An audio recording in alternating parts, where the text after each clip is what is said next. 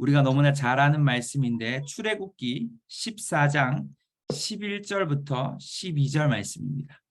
우리 선지자팀의 우리 강민경 전사님께서 친절하게 읽어주실 겁니다.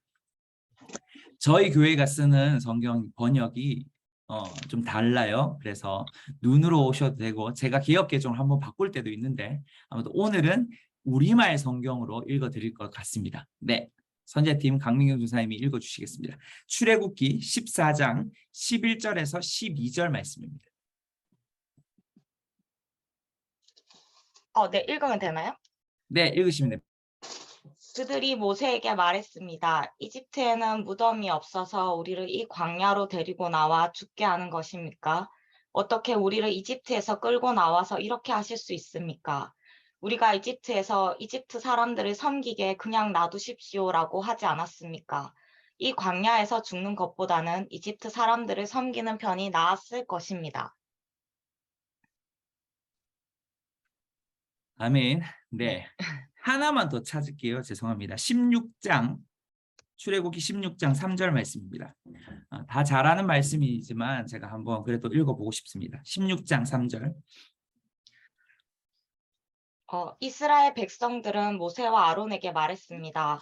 차라리 우리가 이집트에서 고기 삶는 솥 주위에 둘러앉아 먹고 싶은 만큼 빵을 먹을 때 여호와의 손에 죽는 게 나았을 텐데 당신들이 우리를 이 광야로 끌고 나와 이 온 회중이 다 굶어 죽게 생기지 않았습니까? 아멘. 우리 이 두 구절 너무 잘 아는 말씀입니다.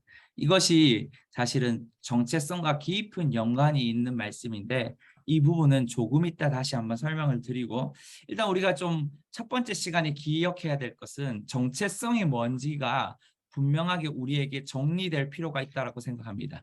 그러니까 정체성에 정말 왜 중요한지들 좀 나누고 그리고 정체성이 무엇인지들 좀 나누면서 여러분이 이 8주간 가정 속에서 우리에게 새겨놓은 그 부정적인 거짓된 정체성을 무너뜨리고 하나님이 주시는 그 새로운 관점의 정체성, 하나님이 우리를 불러주신 그대로를 우리가 바라볼 수 있는 그 정체성으로 세워질 때 얼마나 우리 삶에 놀라운 일이 일어난지를 발견하고 보게 될 거라고 저는 생각합니다. 그것을 기대하면서 오늘 첫 시간을 시작하려고 합니다. 일단 정체성이 뭔지에 대한 이야기를 해볼게요. 여러분이 오늘 강의안을 받은 것에 충분히 있지만 제가 한번 보고 싶어요.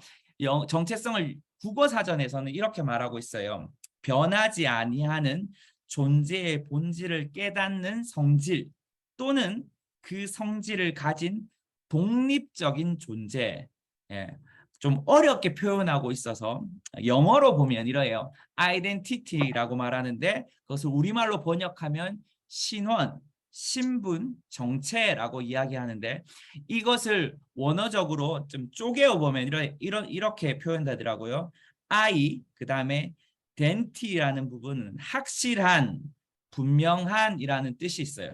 그 다음에 T라는 것이 상태, 모양입니다. 그러니까 나라는 확실한, 분명한 상태와 모양을 뭐라고 말하냐면 identity, 정체성이다라고 말을 하는 것이죠. 다시 한번 설명해 드리겠습니다.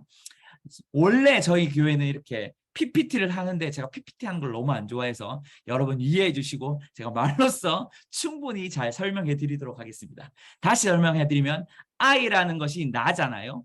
identity라는 말이 확실한, 분명하리라는 의미가 있어요. 그 다음에 T라는 그 단어가 있는데 그것이 모양, 상태. 그러니까 나라는 확실한 상태가 바로 아이덴티티, 정체성이라는 정의를 가지고 있는 것이죠. 한자를 봐서도 이래요. 발을 정, 결정할 정에 형상, 체 또는 근본체, 그 다음에 타고난 천성, 성질, 본질의 성. 그래서 정체성. 이 모든 것을 그냥 정리해보면 이래요. 인간의 본래 모양, 성질, 본성이 바로 정체성이라는 것이죠. 원래 하나님이 우리를 향하여 만들어 놓으신 본래의 상태, 본질, 본성이 우리를 향한 정체성입니다. 자, 정의가 이제 어느 정도 된 것 같아요. 그런데 이 정체성이 어떻게 우리가 보고 있고 어떻게 바라보고 있고 우리가 이 정체성 어떻게 생각하느냐에 따라서 우리의 가는 방향이 결정되어지는 거죠. 이 말이 굉장히 중요한데 왜냐하면 우리의 인생은 어디서부터 왔고 어디로 가는지가 분명히 있을 때 방황하지 않을 수 있어요.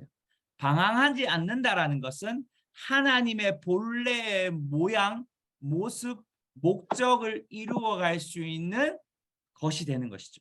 자, 제가 좀 딱딱하게 말하는 것 같지만 성경을 한 두 구절 찾아볼게요. 제가 정말 좋아하는 말씀인데 창세기 1장 28절. 우리 하나님께서 우리를 어떻게 만드셨는지에 이 구절 안에서 분명히 말하고 있어요. 두 구절을 분명히 말하고 있는데 자, 먼저 1장 28절 한번 찾아보도록 하겠습니다. 자, 우리말 성경으로 읽지만 여러분이 가지고 있는 성경이 개역 개정이라면 그것을 그대로 읽으셔도 됩니다. 보셔도 됩니다.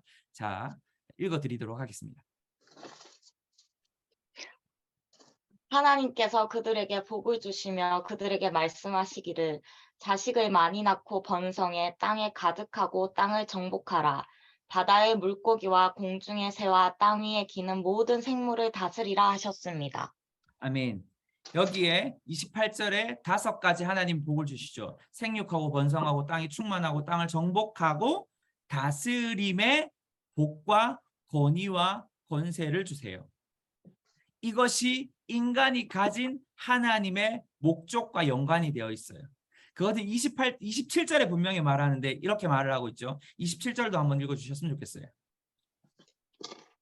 하나님께서 사람을 그분의 형상대로 창조하시니 곧 하나님의 형상대로 사람을 창조하시되 하나님께서 그들을 남자와 여자로 창조하셨습니다. 아멘. 여기에서 그분의 형상, 하나님의 형상대로 만들어진 존재에게 하나님 무엇을 주시냐면 생육하고 번성하고 땅에 충만하고 땅을 정복하고 다스리는 권위와 권세를 주시는 것이죠. 이것을 아는 것이 너무 중요합니다. 이거는 우리가 중간중간에 다시 한번 나누겠지만 우리 인간의 모든 인간은 바로 하나님의 형상을 가지고 있기에 그 5가지의 목적과 부르심을 따라오게 되어 있는 것이죠. 다시 말해서 생육하고 번성하고 충만하고 정복하고 다스리는 것. 이건 우리 교회 안에서도 굉장히 중요한 가치이죠. 자, 한 구절 더 보도록 하겠습니다. 마태복음 28장, 너무나 더 여러분이 다 잘 아는 말씀이지만 우리가 이것을 그냥 띄엄띄엄 보는 것 같다는 생각이 들어서 마태복음 28장 18절 19절을 한번 읽어주셨으면 좋겠습니다. 마태복음 28장 18절 19절. 그때 예수께서 다가오셔서 그들에게 말씀하셨습니다. 하늘과 땅의 모든 권세가 내게 주어졌다. 그러므로 너희는 가서 모든 민족을 제자로 삼아 아버지와 아들과 성령의 이름으로 세례를 주고. 아멘. 여기에 이렇게 말하고 있죠. 예수님이 모든 권세를 가지셨죠. 그리고 그 모든 권세를 가지신 예수님이 12 사도들에게 지금 파송하시는 거예요. 그 파송하실 때 중요한 첫 마디가 있죠. 그게 뭐냐 하면 그러므로 너희는 가서 모든 족속으로 제자를 삼아. 이 첫 마디가 저는 굉장히 중요하다고 생각하는데 이것이 바로 우리의 부르심이고 목적이기 때문에 그렇습니다. 다시 말할게요. 이것이 바로 이 창세기 1장 28절과 27절과 28절 말씀과 바로 마태복음 28장의 말씀은 동일한 말씀이라고 저는 생각하는데 바로 이 모든 사람들, 모든 인간들, 하나님의 형상을 가진 모든 족속들은 동일하게 이 말씀 가운데 걸어가야 할 책임이 있다라는 겁니다. 이해가 되세요? 그러니까 우리 여러분의 상황과 형편과 환경과 상관없이 우리 모두에 있는 부르심과 목적은 모든 족속으로 제자를 삼는 것이 바로 우리의 인생의 목적인 것이죠. 목적이라는 말이 좀 여러분 안에 좀 이상하게 들릴 수 있지만 우리의 인생은 하나님이 만들기 전에 아이디어를 가지고 계셨어요. 고린도전서에 보면 이렇게 말하고 있어요. 창세하기 전에 하나님이 이 땅을 만들기 전에 벌써 우리를 향한 만들 계획을 가지고 계셨다라고 말하고 있거든요. 그러면서 우리의 그 계획 중에 하나가 뭐냐 하면 그 계획 중에 가장 작은 단위가 뭐냐 하면 바로 창세기 1장 28절과 마태복음 28장 사도들에게 한 말씀뿐만 아니라 바로 오늘날 믿는 모든 백성에게 하시는 말씀이 있죠. 그게 뭐냐면 모든 족속으로 제사를 삼는 것. 근데 우리가 이 두 가지 정말 위대한 말씀을 잃어버려요. 왜 그런지 아십니까? 그것이 바로 정체성의 왜곡 때문에 그렇다라는 것이죠. 다시 설명할게요. 우리는 하나님이 주시는 생육하고 번성하고 땅에 충만하고 땅을 정복하고 다스리라는 하나님의 목적을 가지고 있어요. 그리고 모든 족속으로 제자를 삼아야 할 책임을 가지고 있어요. 근데 이 부르심을 우리는 잃어버려요. 잊어버려요. 생각하지도 못해요. 그 이유는 다른 것이 아니라 우리가 누구인지를 잃어버리기 때문에. 우리가 누구인지를 하나님으로부터 온 것을 생각하는 것이 아니라 하나님으로부터 온 것을 묵상하는 것이 아니라 우리가 무엇으로 그 삶을 결정하냐면 정체성을 결정하냐면 수많은 과거의 상황과 환경을 통해서 우리의 정체성을 결정한다는 것이죠. 그것이 바로 하나님의 위대한 말씀을 잊어버리게 한다. 또는 정말 깊이 말하면 하나님의 말씀을 바라보지 못하는 것이 되게 하는 것이죠. 바리새인들과 사두개인들은 하나님의 말씀을 너무너무 잘 알았어요. 근데 중요한 것이 있었죠. 바리새인들과 사두개인들과 서기관들이 예수님을 못 봤죠. 그들이 눈이 있었어요. 그들이 동일한 기적을 봤어요. 그들이 동일한 표적을 봤단 말이에요. 하나님의 말씀의 권위를 봤단 말이에요. 그런데 그들이 소경이라고 예수님이 말씀하셨죠. 기머거리라고 예수님이 말씀하셨죠. 왜 그럴까요? 하나님의 말씀이 진짜 그들에게 살아 움직이지 못했기 때문에 그래요. 그것과 동일하게 어쩌면 오늘날 수많은 사람들이 하나님의 말씀을 가지고 있지만 이 말씀 안에서의 제가 말하는 이 두 구절이 정말 위대하고 중요한데 이 두 구절 가운데 왜 살아가지 못할까? 그건 정체성의 부재라고 생각합니다. 그 정체성의 부재의 원인은 바로 우리가 과거로부터 자꾸만 영향을 받기 때문에 그렇다라는 것이죠. 자, 여러분을 어떻게 보시는지 모르겠어요. 여러분의 얼마나 가치 있고 위대하게 보는지 모르겠어요. 제가 어제 슈퍼블룸 새벽기도 때 거짓 겸손에 대한 이야기들을 했어요. 여기 보신 분들도 있고 못 보신 분들도 있고 저희가 다시 한번 한 7강, 8강 정도의 이 얘기들을 나눌 거예요. 모든 사람은 위대함의 욕망을 가지고 있습니다. 그렇죠? 여러분 한번 생각해봐요. 어린 아이들이 제가 폄하하거나 비하하는 것이 아니다라는 걸 먼저 단정짓습니다. 왜냐하면 저희 아버지가 환경미화원을 하셨어요. 그런데 여러분 생각해보세요. 어린 아이들이 어릴 때 꿈을 꿀 때 환경미화원이 되겠다라고 꿈꾸는 사람 본 적 있는 분 있을 수 있겠죠. 10명 중 1명은 분명히 있을 수 있어요. 그런데 대부분 그런 꿈을 가지지 않습니다. 무슨 꿈을 가지죠? 의사가 되던가 경찰이 되던가 대통령이 되던가 뭔가 위대하고 훌륭한 인물이 되기를 계속해서 어릴 때부터 꿈을 꾼단 말이에요. 혹시 그 꿈꾸는 것이 우리가 죄인이라는 가치관으로 묶여 있으면 안 돼요. 지금 아직 그 얘기는 하지 않기 때문에. 아무튼 모든 사람들은 어쩌면 어릴 때부터 위대함이라는 욕망을 가지고 있단 말이에요. 그런데 그 위대한 욕망이 무엇으로부터 꺾이고 무엇으로부터 사라지고 무엇으로부터 지금까지 여러분은 살아가고 계십니까? 제가 이 얘기를 던지는 이유는 환경과 상황과 모든 여러분에 있는 폭풍우 때문에 여러분이 어쩌면 살아가고 있지 않았냐라는 것이죠. 그 모든 것이 무엇을 우리에게 결정했냐면 정체성을 결정한 것이죠. 그 정체성은 하나님이 우리에게 심어 놓으신 하나님의 형상이라는 정체성이 아니라 환경과 상황과 아픔과 고통이라는 수많은 결정체로 우리의 삶을 결정지어서 지금까지 왔다라고 말하는 것이죠. 제가 이해가 되시겠어요? 제가 조금 어렵게 말하는 편이지만 괜찮은 것 같아요. 네. 자, 그래서 대부분 사람들은 과거를 통해서 무엇을 결정하냐면 현재를 결정하죠. 그리고 현재는 또한 미래를 결정하는 겁니다. 이것이 정말 중요해요. 예, 지금 현재 여러분이 어떤 상황을 가지고 있는지 모르겠어요. 지금 현재 여러분이 어떤 고통을 가지고 있는지 모르겠어요. 그런데 그 고통과 상황을 인정함으로 인해서 무엇이 되냐면 내 미래를 결정한다는 거 여러분 아십니까? 그래서 우리는 8주간 동안 우리가 만들어 놓은 과거의 수많은 경험, 수많은 아픔, 수많은 고통을 통하여 우리의 거짓된 정체성을 벗겨내고 또는 무너뜨리고 하나님이 우리에게 말씀하고자 하는 정말 하나님이 성경 안에서 이야기하는 우리 각자를 향한 정체성을 세우려고 합니다. 그런데 그 정체성은 바로 우리가 하나님을 바라볼 때 세워지는 것이죠. 자꾸 우리가 정체성을 이야기할 때 사람들이 오해하고 왜곡하는 게 있는데 그것은 뭐냐 하면 우리의 정체성이니까 우리를 어떻게 내면 깊이 바라봐야 되는지에 대한 착각을 하고 있어요. 아니에요.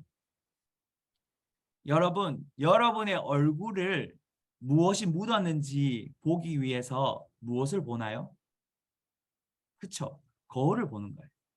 여러분이 어떤 자인지를 보기 위해서는 거울을 바라봐야 돼요.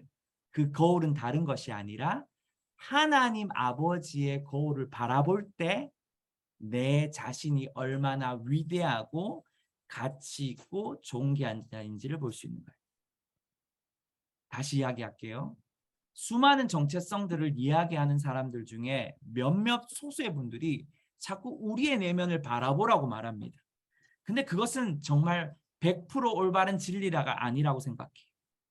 우리의 정체성을 진짜 잘 알기 위해서는 우리를 만드신 분을 바라볼 때 우리를 회복시키고 우리를 원래 목표대로 올려놓으실 그분을 바라볼 때 우리는 진정한 정체성을 가질 수 있다는 거예요.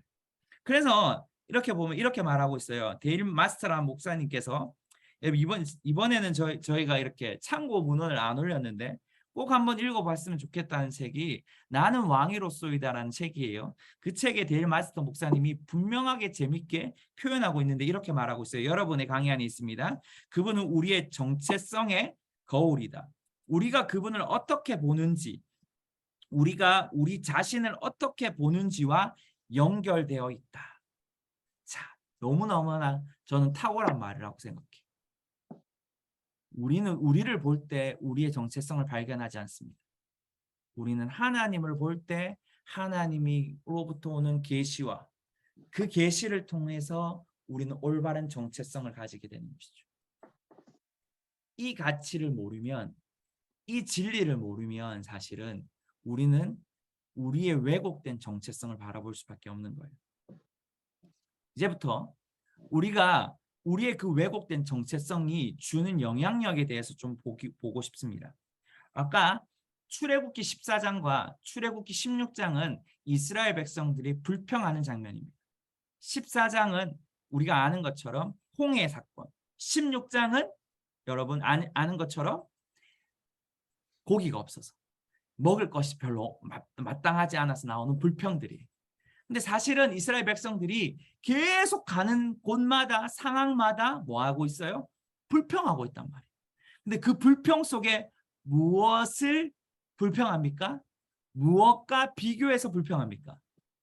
바로 과거에 있었던 과거의 자리에서 있었던 상황과 비교해서 불평한다. 이것이 모든 사람들이 가지고 있는 왜곡된 정체성의 한 부분이라고 생각하는데 이거예요. 여러분 이스라엘을 잘 생각해 보세요. 이스라엘은 애굽에서 어떠한 자들이었어요? 종이었어요. 종. 애굽 바로 왕의 종. 여러분, 그들이 번성하고 번성했어요. 하나님의 말씀처럼 그들이 정말 잘 번성해서 바로가 두려운 나머지 그들에게 더 고통을 더했죠. 아시죠? 그 얘기. 네, 출애굽기를 보시면 아십니다. 고통을 계속해서 더해요. 그런 고통 속에 그들이 뭐예요? 하나님께 울부짖고 하나님이 그의 조상들에게 하셨던 그 약속들을 다시 기억하시면서 하나님의 사람을 보내서 뭐 하게 하셨어요? 탈출하게 하셨다고요. 여기서 중요한 것이 있어요. 수많은 하나님의 사람들이 종에서 탈출했어요. 그런데 그들이 무엇으로 돌아가기를 원하는 줄 아십니까? 바로 과거로 돌아가게 됩니다. 다시 말할게요. 그들이 종에서 탈출했어요.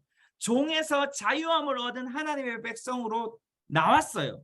그런데 그들의 삶이 무엇으로 돌아가려고 하냐면 바로 과거에 그들을 붙잡고 그들에게 고통을 주고 그들에게 아픔을 주었던 바로 종의 정체성으로 돌아가려고 한단 말이에요. 목사님, 저는 그런 적이 없는데요.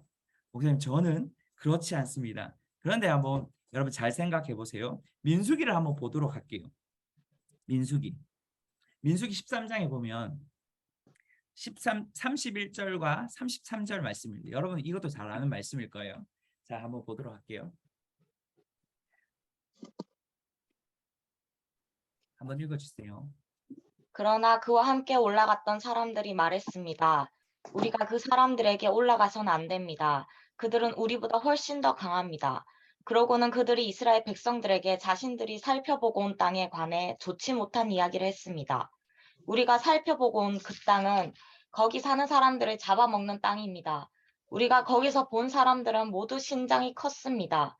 우리가 거기서 네피림, 곧 네피림에게서 나온 아낙 자손들을 보았습니다. 우리 눈에도 우리가 메뚜기처럼 보였으니 그들 눈에도 마찬가지였을 것입니다. 자, 아멘. 여기 말씀 너무나 잘 알죠. 하나님께서 그들을 인도하셨어요. 불평과 불만 속에서도 그들을 인도하셨어요. 그리고 시내 산에서 하나님의 약속을 주어 주세요. 십계명을 주시고 하나님의 백성은 어떻게 살아야 되는지, 하나님이 어떻게 만나는지에 대한 율법을 주세요. 그리고 그들이 약 2년 만에 사실은 가데스 바니아, 바로 하나님의 약속의 땅이 보이는 곳에까지 도달해요.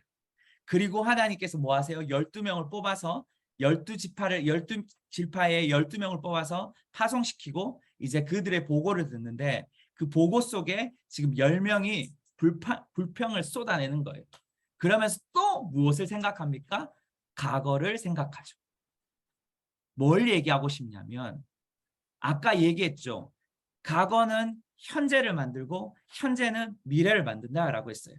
과거의 정체성을 해결하지 못하면 과거의 정체성이 현재를 만들고 현재의 정체성은 계속해서 미래를 만들게 되는 겁니다.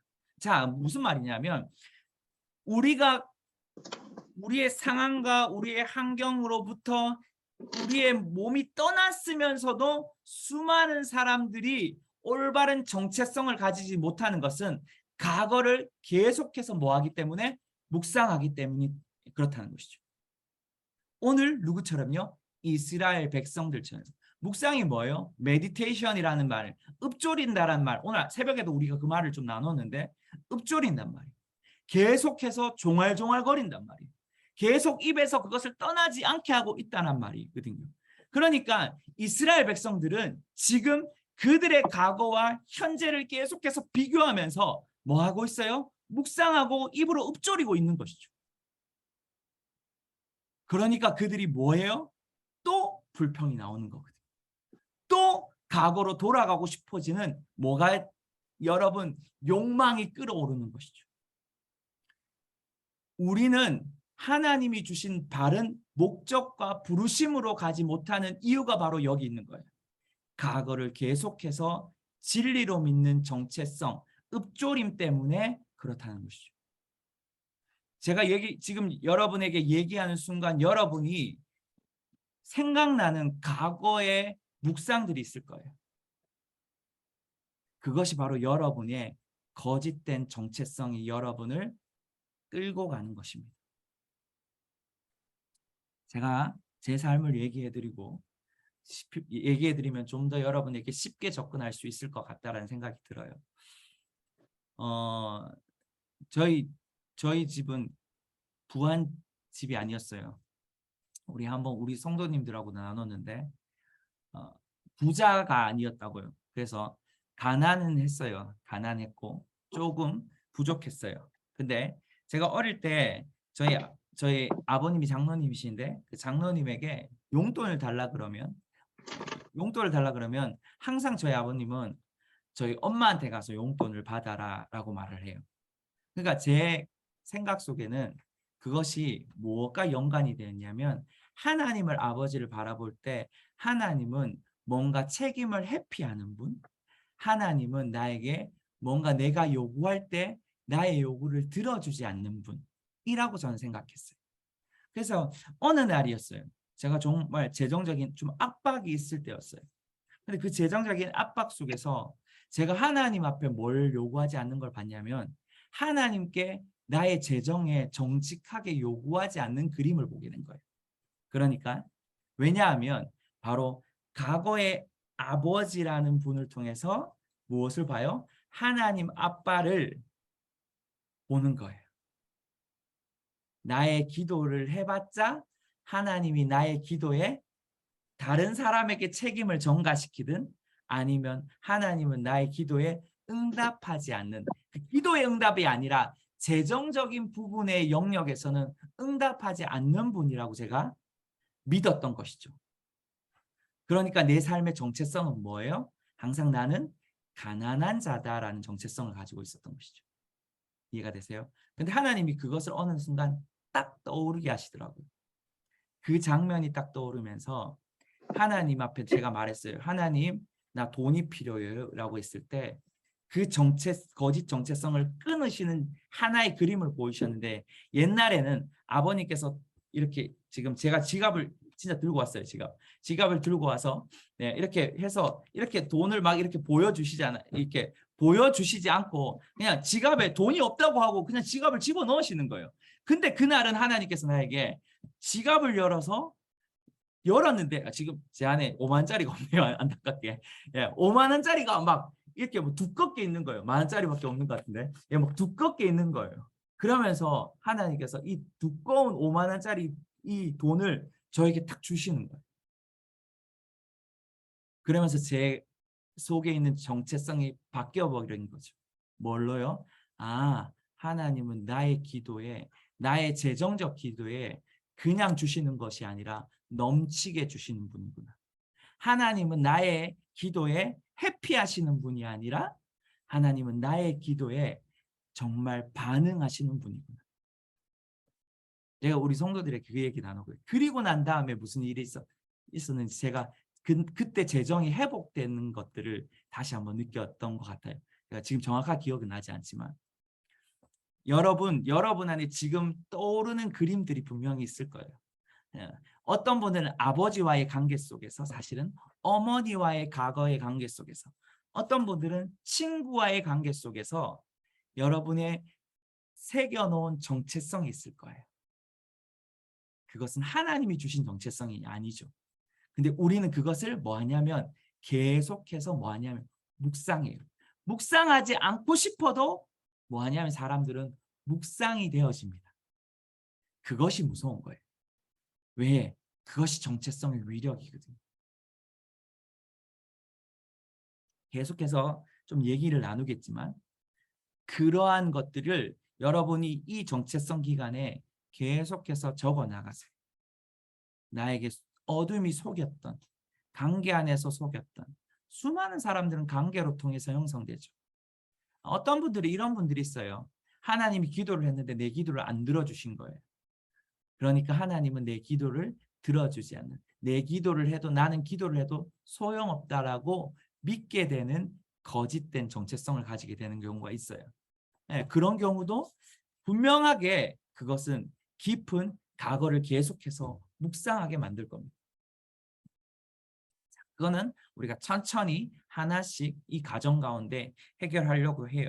자, 이렇게 거짓된 정체성을 가질 때는 하나님의 약속의 땅인 가나안을 바라보지 못하고 어디를 바라봐요?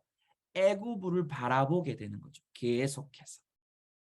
뭐가 생길 때마다, 문제가 생길 때마다, 내 환경이 어려워질 때마다, 내 상황이 최악일 때마다, 내가 뭔가 내 뜻대로 되지 않을 때마다 무엇을 바라봐요? 과거의 종된 삶을 바라봐요. 어디를 바라보지 못하고 하나님의 약속을 바라보지 못하고. 그것이 바로 이스라엘의 정체성의 부재였어요. 이스라엘의 거짓된 정체성을 가지고 살아가는 것이었죠. 그런데 한번 얘기를 해보면 하나님께서 그런 수많은 그 부정적인 정체성을 가진 그들을 누가 이끌었냐면 우리가 잘 아는 모세가 이끌었죠. 여러분, 모세를 잘 생각해 보면 정말 중요한 것들이 나오는데, 여러분, 모세는 40년 동안 어디에 살았죠? 왕궁에 살았죠. 하나님의 앞에 건진바 되어서 그가 왕궁에 살았어요. 그리고 40년을 강야 가운데 살았어요.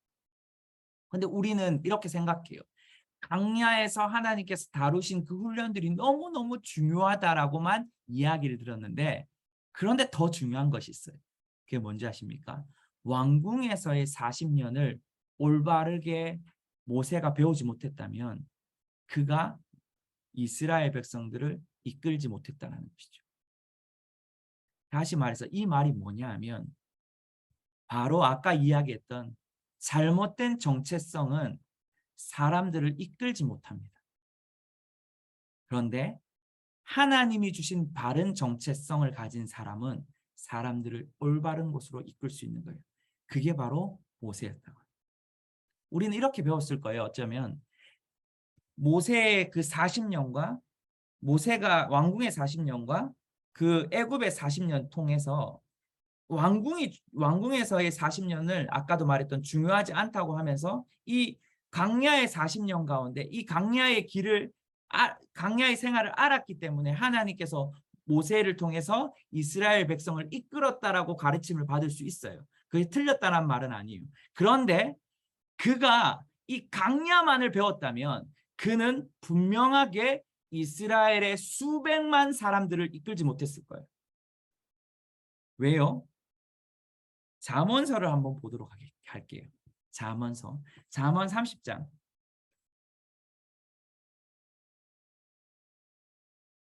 21절에서부터 22절 말씀인데 이게 대단히 중요한 말씀이라고 저는 생각합니다. 잠언 30장 21절에서 22절. 눈이 와도 집안 사람들을 걱정하지 않으니 이는 그들을 모두 자주색 옷으로 따뜻하게 입히기 때문이다. 그녀는 자기 침대볼을 만들고 자주색 명주로 옷을 지어 입는다. 맞아요. 잠언. 네. 네, 잠시만요. 제가 30장이. 예, 그렇죠. 네. 제가 잘못한 게 아니죠. 네. 30장입니다. 네. 땅을 흔드는 것이 3가지 있으며 도저히 참을 수 없는 것이 4가지 있구나. 그것은 종이 왕이 되는 것, 어리석은 사람이 잔뜩 먹는 것. 아멘. 여기에서 땅을 흔드는 것. 개역개정에는 제가 세상을 진동케 하는 것이 3가지 있는데 그 첫 번째가 뭐냐 하면 이렇게 말해요.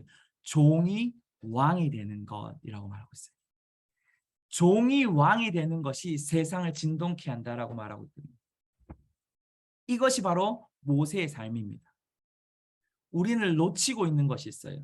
모세는 강야에서 40년을 통해서 이스라엘을 이끌었던 것이 절대 아닙니다. 왕으로서의 그 가치와 왕으로서의 그 삶의 라이프 스타일을 배웠기 때문에 백성들을 이끌어갈 수 있는 것이죠. 조금 혼동될 수 있는데 여러분, 수많은 사람들이 종으로서의 생각 가운데 살아가요. 수많은 사람들이 우리가 나중에 배우겠지만 다음 주에 복음에 대해서 다시 볼 건데 죄인으로서 생각합니다. 그런데 종과 죄인은 뭐 할 수 없어요? 사람들을 이끌어갈 수 없어요. 생각해 보세요. 종이 생각은 뭐예요? 주인을 좋게 하는 거예요. 주인을 기쁘게 하는 거예요. 종은 뭐예요? 사람이 주인이 시키는 것만 하는 거예요. 그런데 왕은 뭐예요? 명령하는 거예요. 왕은 사람들이 말하는 대로 그 종들이 따라가는 거예요. 여러분 분명히 아셔야 될 가치가 있어요. 우리의 이 정체성은 여러분이 가지고 있는 종의 사고와 종의 옷과 죄인의 사고와 죄인의 옷을 벗겨서 이제는 하나님이 주시는 왕의 자녀의 옷을 입게 하는 시간입니다. 이 8주가. 바로 모세가 그러한 삶을 살았어요. 모세에게는 종의 생각이 하나도 없었어요. 왜요? 40년 동안 왕자로서 그가 어떠한 삶을 사는지를 알았기 때문에, 어떻게 사람을 이끌어 가야 되는지를 알았고, 어떻게 사람들이 나의 말을 따르는지를 알았고, 어떻게 사람들이 나를 어떻게 존중하는지 알았던 것이죠. 그런데 반대로 생각해 볼게요. 저희는 이렇게 말을 해요. 저희 교회에서는 거지 근성이라고 얘기하는데, 수많은 사람들은 이 거지 근성을 가지고 있어요. 거지 근성을 여기서 세 가지로 제가 이야기를 하고 있는데, 거지는 뭐예요? 가치 없다고 생각해. 존귀하지 못하다고 생각해. 거지는 하루 살아 하루 먹습니다. 생각해봐요.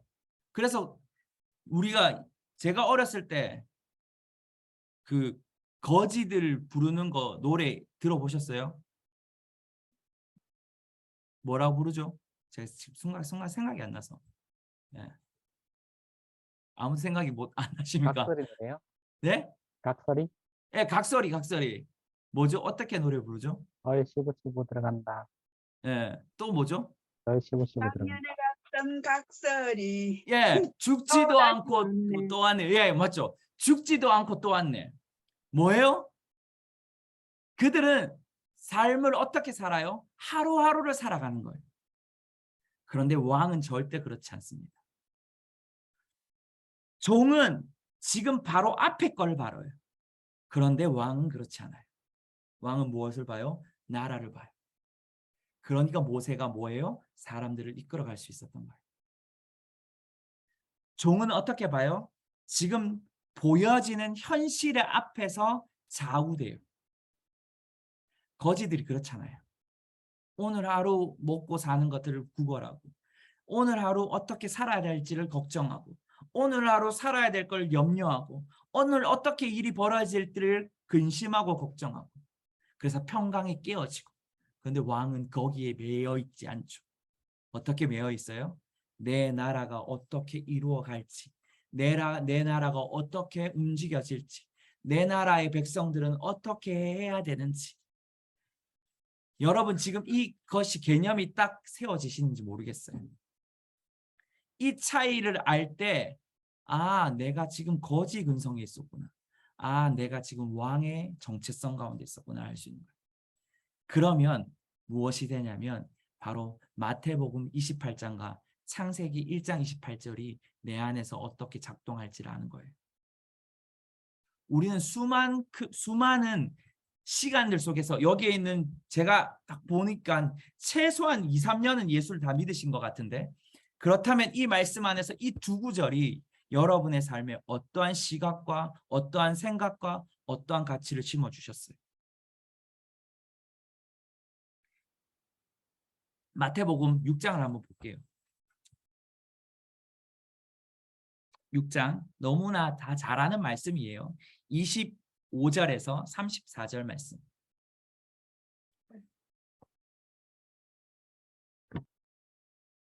그러므로 내가 너희에게 말한다. 자기 생명을 위해 무엇을 먹을까, 무엇을 마실까 걱정하지 말고 자기 몸을 위해 무엇을 입을까 걱정하지 말라.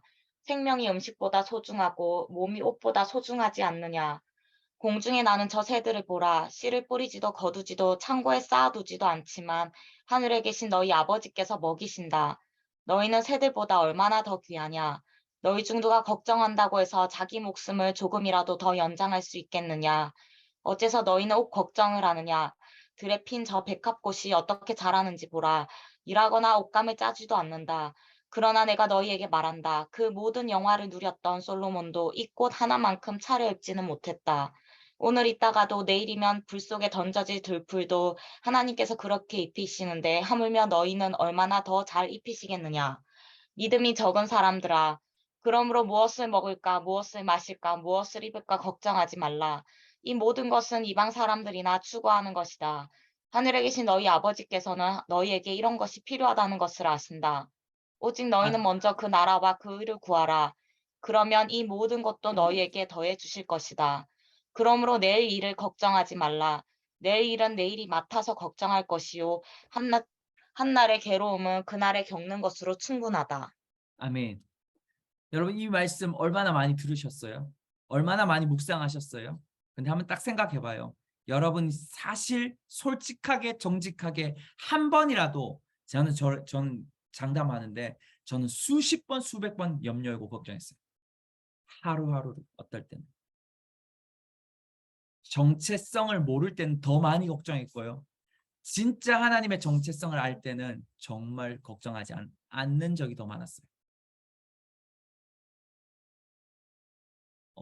그러면 이렇게 말하면 그러면 정체성 학교를 배울 필요가 없네요 라고 생각하시면 안 돼요. 네, 그 말이 아닙니다. 이 본문을 너무나 잘 아는 말씀이죠, 여러분들이. 근데 이 본문이 바로 왕의 정체성을 가진 사람과 거지 근성의 정체성을 가진 사람이 분명히 그려져요. 거지는 뭐예요? 무엇을 먹고 무엇을 마시고 무엇을 입고 할지를 걱정해요. 그런데 왕은 무엇을 걱정해요? 왕이 옷 입는 걸 걱정한 적이 있습니까? 왜요? 걱정하지 않잖아요. 디자이너들이 와서 오늘은 뭘 입어야 될지를 말하죠. 네, 그죠? 여러분 먹는 거 걱정하는 거 봤습니까? 요리사들이 알아서 자기의 메뉴판을 잘 결정해서 주부들은 걱정할 수 있어요. 저희 와이프는 하더라고요. 예, 분명히 걱정해요. 그 말을 하는 것이 아니라 생각할 수 있는 거예요. 오늘 뭘 해줘야 될지를 생각할 수 있는 거예요. 근데 그 차원을 넘어서서 그것이 여러분 안에 우상이 될 때 그것은 여러분이 거짓 정체성 가운데 사로잡혀 있는 겁니다. 거짓 정체성이 여러분을 끌고 가고 있는 거예요. 여러분은 거지의 근성 아니면 여러분은 가난한 사고방식 아니면 여러분은 종의 정체성을 가지고 계십니까? 아니면 여러분은 지금 왕의 정체성을 가지면서 오늘 이 말씀 너무 중요한 거 알죠? 6장 3절 너희는 먼저 그의 나라와 그의 의를 구하는 그 말씀. 이것이 모세가 가졌던 가치인 거죠. 모세가 가졌던 사고방식이었고 모세가 가졌던 정체성이었기에 누구를 이끌 수 있었어요? 수백만의 이스라엘 사람들을 이끌 수 있었어요. 그러한 자격이 주어진 거죠. 여러분은 사람을 이끌고 싶습니까? 아니면 여러분은 사람들을 파괴하고 싶습니까? 종은 파괴합니다. 거지 근성은 사람들을 깨트려요. 그런데 왕은 사람들을 끌어갑니다. 하나님의 자녀의 정체성을 가진 하나님의 아들, 딸들은 사람들을 하나님의 약속의 땅으로 계속해서 몰아넣는 사람들입니다. 근데 전혀 반대적인 사람은 그렇지 않죠. 여러분이 가는 곳마다 무엇을 풀어내고 계십니까? 염려와 근심과 걱정과 두려움, 평안이 없음을 풀어내고 계십니까? 아니면 여러분이 가는 곳에 기쁨과 감사와 즐거움과 하나님의 나라의 그 통치를 풀어내고 계십니까? 이것이 바로 거짓된 정체성과 하나님이 주신 왕의 정체성의 차이인 것이죠.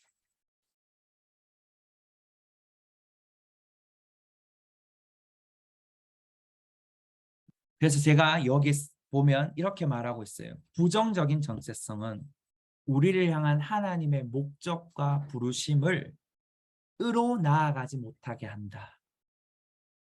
여러분 지금 올바른 목적과 부르심으로 나아가고 계십니까?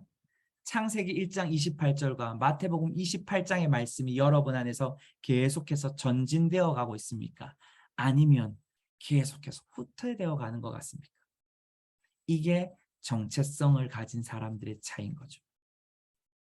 여러분은 과거를 계속해서 묵상하고 계십니까? 아니면 하나님의 약속을 향해 계속해서 묵상하며 나아가고 계십니까?